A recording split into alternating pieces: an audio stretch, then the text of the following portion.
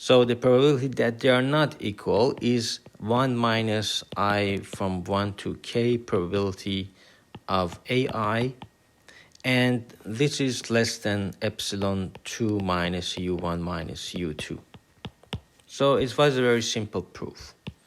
But they improved their algorithm. So in algorithm 2, they had a slightly different. So they just pick uniformly from 0 and 1, and then for I from 1 to k minus 1, for any u in V such that u is unassigned, just with the same spirit of CKR. If it is unassigned and R is less than UI2, then assign I to L of U. So you see, you feel that you are in the CKR algorithm world. So for all unassigned U in V, so if it is not assigned, then put it just K to L of U. So the last terminal. And similarly, you have lemma 2 for the second algorithm. And they proved that the probability of L of U is different than L of V is less than 2 epsilon U1 plus U2. But what is the final goal of this paper is just they proved a 4 over 3 minus 4 9k minus 6 approximation. So this playlist is about approximation algorithm. So they proved that there exists such an approximation for multi-way cut, which is quite an improved approximation. So the proof is that so they produce an algorithm 3, using algorithm 1 and algorithm 2. It means that it is very interesting. Their algorithm says that with probability 2/3, you execute algorithm 1, and with probability 1/3, execute algorithm 2. So you might say they are using all of the algorithm to create a better approximation. So we answer, why not? So it's a good paradigm for your future articles. So L of U, if the this probability is not L of V, is less than 2 over 3. When we prove that, it is epsilon is less than epsilon 2 minus U1 minus U2. We prove this in lemma 1, and then we pick that algorithm with probability 2 over 3.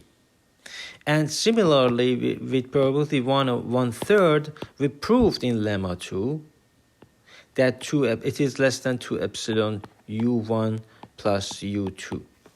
So with probability 1/3, this probability, we have proved that if we use algorithm 2, it is less than this. And then if you calculate, you will notice that this becomes 4/3 epsilon. And then we can improve it a little bit if we say that instead of probability 2 over 2/3, we can say, why not 2k minus 2 over 3k minus 2? And so this is 1 minus that, which becomes k, 3k minus 2. So instead of probability 1/3, now we have this. If you just write that and substitute that, you will notice that instead of this probability, we get something slightly better, which is 4/3 epsilon minus 4 over 9k minus 6 epsilon, and we have proved the theorem. So it is very interesting.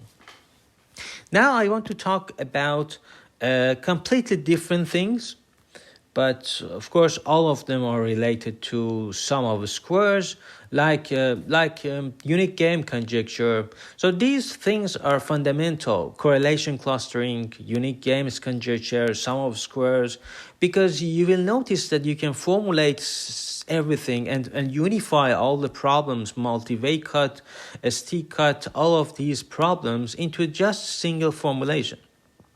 Even you can go beyond that and relate the hardness of approximation to sum of squares and or SDP hierarchy. And so those things can show the hardness of your approximation in modern computer science. So we should talk about it and see what they are. First, I want to talk about some mathematical things. What is moment LP and moment SOS? This French guy, I forgot his first name. His family name is Lesser, and you know Lesser hierarchy. So he's a French guy, and he wrote an interesting book about polynomial optimization and sum of squares and those things. And it turns out that people like David Stoyer and those researchers in ETH, and also that Indian guy in USA, so they proved that. So SOS could be fundamentally could be used for the hardness of approximation and to see what is left. And also it is also related to, so they use the Boolean function analysis indirectly to prove the hardness of approximation by sum of squares. But first let's talk about what is STP. The SDP is like, so your problem could be minimize C transpose X such that the sum of xi, this is greater than B. So AIs are positive definite matrices. It means that X transpose AIX is greater than 0, and you know all eigenvalues are greater than 0. They are non-negative. And for example, minimize x1 plus x2 and such that this matrix is positive definite. 3 plus 2x1 plus x2, x1 minus 5, for example, x1 minus 5, it should be symmetric. So x1 minus 2x2, and this is positive definite. And you can write this matrix as 3 minus 5 minus 5, 0, plus x1, 2, 1, 1, 1, plus x2, 1, 0, 0, minus 2, and this is greater than 0. Because this is this is A2, this is A1, so this is a formulation of that. And you should know that you are generalizing linear programming you generalize it to quadratic programming, and then you generalize it to second order cone programming, and now you generalize it to SDP. Even if you generalize SDP, it is something called cone programming. So this is a generalization. In graph problems, 90% of articles are about using linear programming and semi-definite programming. 90% of articles in computer science. Linear programming, you can use good packages. It is very fast. It is easier in comparison to SDP. It is faster in comparison just because it is easier. SDP is really harder. For how do you want to scale it? So you should use some tricks. And that's why the SDP is still, even the relaxations, the formulations, all of them are, you can work on that and create a better formulation of your problems. And so why polynomial optimization? For example, You know that in optimization, if your concern is a global thing, why not you constrain yourself? You limit yourself to polynomials. So f star is minimum of f of x is polynomial, and gj of x, your constraints are also polynomial, j from 1 to m. And an interesting thing is that, so if this is your function, if it is a non-convex function, you can always use successive approximation. You can use idea of convex for non-convex as well, using successive approximation. And I wrote a paper about portfolio optimization using that technique. But here is interesting. If this is the line that is for lambda is equal to lambda 1, and this is for your optimum, which is the global minimum, lambda is equal to lambda star, and slightly better, slightly worse, is lambda is equal to lambda 2. And you notice that f star could be written as supremum of lambda. You want to the best lambda that you can use, such that f of x minus lambda greater than 0, x in k. So it reminds me the shortest function in portfolio optimization. It also reminds me the Pascoaletti-Serafini that I described in my multi-objective optimization playlist. And also it reminds me Minkowski content. It reminds me several different things in functional analysis and the whole mathematics. So it's a very interesting idea and quite tricky. And so P and P star are convex and solvable in polynomial time. An example is that SOS-based certificate.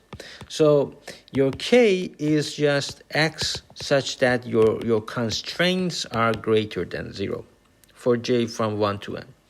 And then this famous mathematician Putinor showed that if K is compact and F is greater than 0 on this compact set, then you can write it as a sum of positive SOS, sum of squares. So f of x is sigma plus I from 1 to m, sigma j of x, gj of x, for any x in Rn. So for some SOS, sum of squares, polynomials, sigma j in R of x. And simultaneously, you can say that if your set is such that gj of x greater than 0 and 1 minus gj of x greater than 0, j from 1 to m, then there is a theorem by Krivin, Vasilescu, and Handelman. It says that if K is compact again, just like the Putinor formulation, and the family Gj and 1 minus Gj generate R of x, and if f is greater than 0 on K, then you can write f of x like this: C alpha beta, and then j from 1 to m, gj x alpha j, 1 minus gj x beta j. For some non-negative scholars, C alpha and beta. So such positivity certificates allow us to infer global properties of feasibility and optimality. And so Jean Bernard Lesser, this French guy, Jean Bernard Lesser, you might know him from Lesser hierarchy in SDP hierarchy. It is my favorite, and you know the Lesser relaxation. So this is for this guy. And also he wrote a paper about max cut and using his ideas. And when I say moment LP and moment SOS approach, I mean certain type of positivity certificate in potentially any application. And so this leads to solving a hierarchy of LP, SDP of increasing size. So we replace f of star to be supremum of lambda such that f of x minus lambda is greater than 0 for any x in K. We replace it with f star of d, but this is the supremum of lambda again, but f minus lambda is SOS. I mean sigma plus I from 1 to m sigma j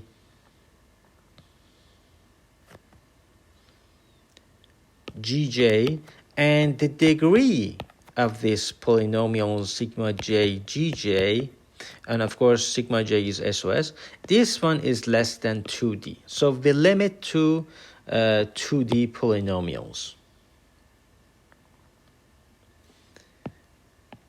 So we replace this with this.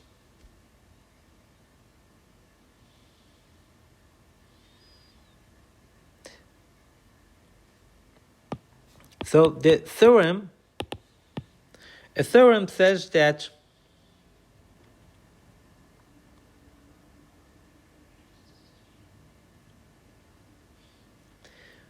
both f star and both sequences, I mean f star of d and theta d, are monotone, non-decreasing, and when k is compact,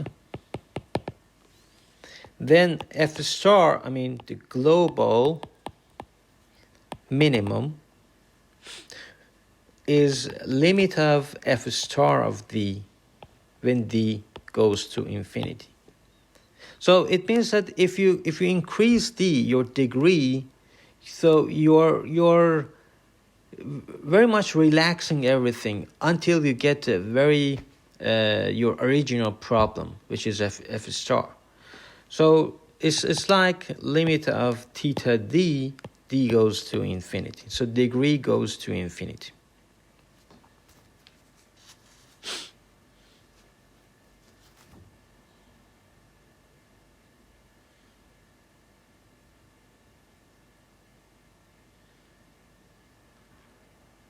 So I when I look at this again, I see that it is like a hierarchy. You know, and the idea of hierarchy it means that you add some constraints, so that it becomes closer to your idea. So when you add your constraint, it's like going from a very big function space. You have a very big function space. You regularize it in Sobolev space, your favorite function space. You regularize it. For example, in machine learning, you add regularizers in order to reduce the number of functions that are feasible. So by regularizing, you're somehow reducing the number of functions that you have to check if they are the global minimum, and then you are getting closer to the global optimum. So it's like functional analysis. And the idea is that in KKT condition, when f and minus gj are convex, so f of x f star minus lambda j star gj of x star is equal to 0, and the put in our certificate put in our certificate a non-convex set